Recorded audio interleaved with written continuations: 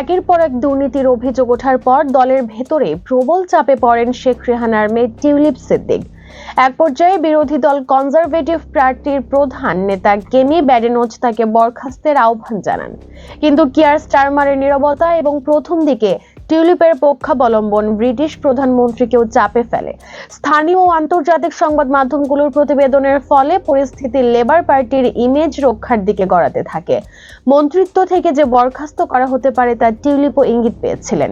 দি গার্ডিয়ানের বিশ্লেষণ বলছে, Keir Starmer সরকার গঠন করার পর থেকে প্রশাসনিক নীতি নির্ধারণে ব্রিটিশ প্রধানমন্ত্রী স্যার কিয়ার স্টারমার বেশ কঠোর বলেই পরিচিত।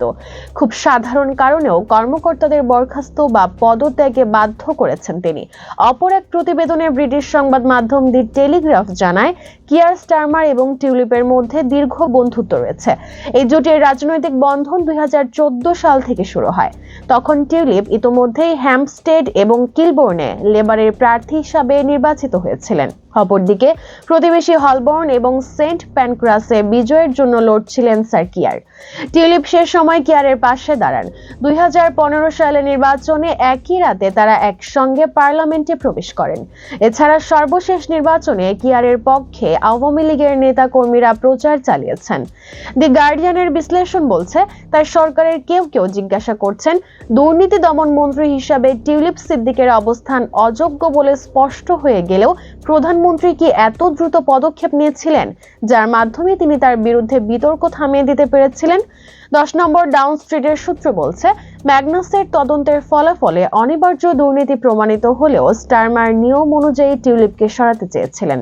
সূত্রের একজন সংবাদ মাধ্যমকে বলেন, তারা সবসময় জানতেন এটি কিভাবে শেষ হবে, কিন্তু কিয়ার মনে করেছিলেন সরকারি প্রক্রিয়ার মধ্য দিয়ে যাওয়াই সঠিক। কিছু প্রতিবেদনে প্রধানমন্ত্রীর সঙ্গে টিউলিপের সম্পর্ক উঠে এসেছে।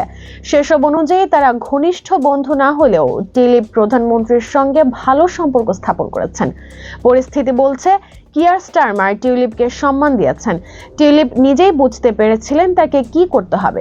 সময় মতো পদত্যাগের ঘোষণা তাই প্রমাণ করে। অপরদিকে সরকার তাকে মান উপদেষ্টার কাছে নিজেকে তদন্তের জন্য সমর্পণের কথা উল্লেখ করে কৃতিত্ব দিয়েছে, যদিও গার্ডিয়ান বুঝতে পারছে যে টিউলিপকে সরানোই ছিল বাস্তব।